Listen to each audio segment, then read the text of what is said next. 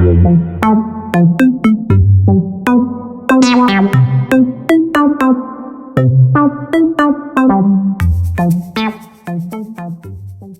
right, so now we want to implement effective DEI, right? And this is why all of us join this conversation, because there are three things that we wanted to figure out.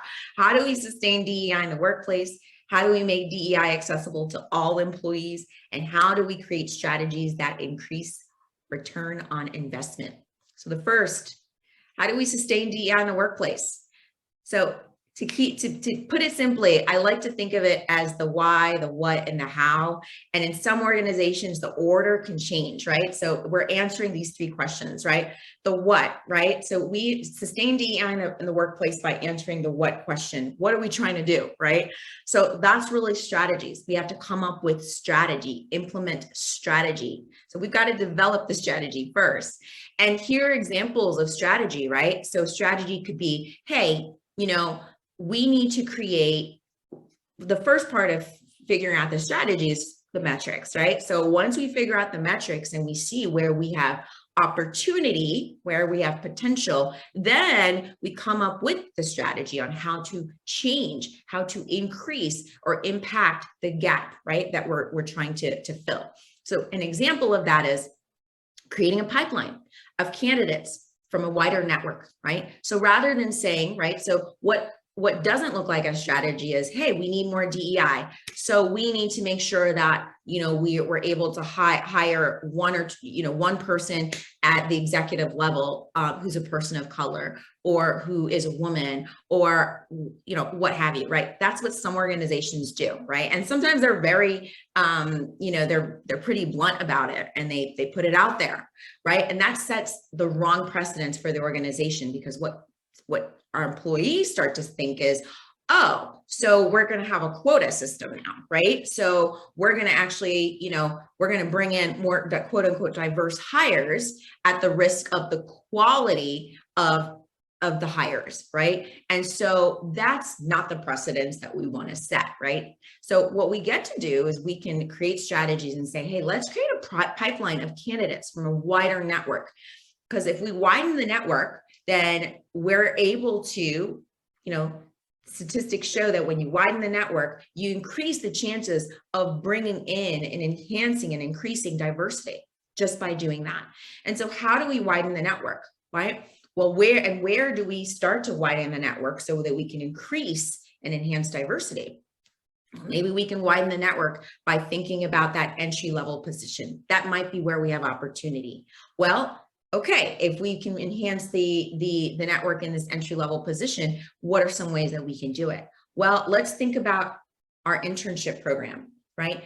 What's the conversion between interns to that entry-level position, right? So this is what strategy looks like. This is what it looks like, is building pipelines. It's thinking, working backwards, right? Performance management. Right? So, okay, so how do we, once we bring in these individuals, once we have a more diversity, what do we do around equity and inclusion? How do we enhance that, right? And who do we hold accountable for that, right? Well, we can start to look at performance management, right? Because that's where that's what actually influences things. Who owns performance management? Managers do, right? So that's the what. The why. So sometimes we start creating strategies, we have some resistance. People are wondering, well, why are we doing this? Why is this important? This doesn't matter. Everything's great, just the way it is. That's where learning happens. That's where learning is important and it's valuable or invaluable, right? And my argument is the learning should be focused on these two groups: hiring managers, again, so middle management, and human resources.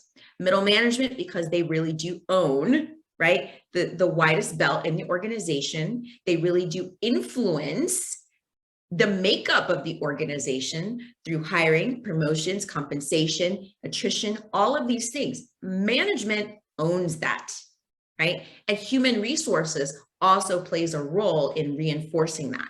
So these two groups are really the groups that can really drive change. Right? So this is the why. We want to make sure that they understand why we're doing this.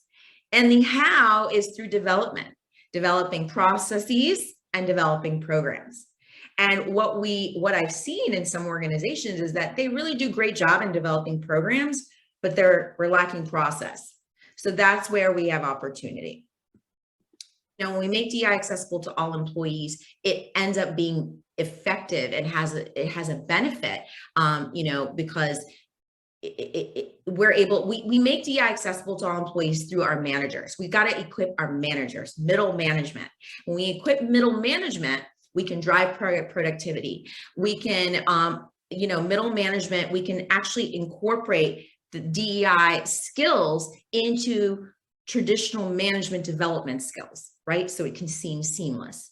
Managers really impact team morale, right? They influence. When you think about organizations that are managing global or remote teams, when you're thinking about organizations where, there are mergers and acquisitions and they've got to, integrate teams, all of that ties into diversity, equity, and inclusion.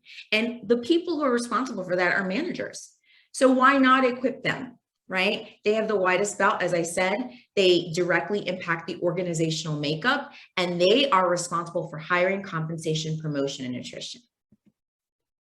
Lastly, create strategies to increase our ROI. So these are the questions you can think about asking, right, your organization when we think about increasing ROI. Who should be held accountable, right? What is our baseline? What is the gap in increasing revenue, right? What are we trying to do? Where do we have opportunity? Because if we're able to answer those questions, we're able to then figure out how DEI can actually play a role, right, in making change.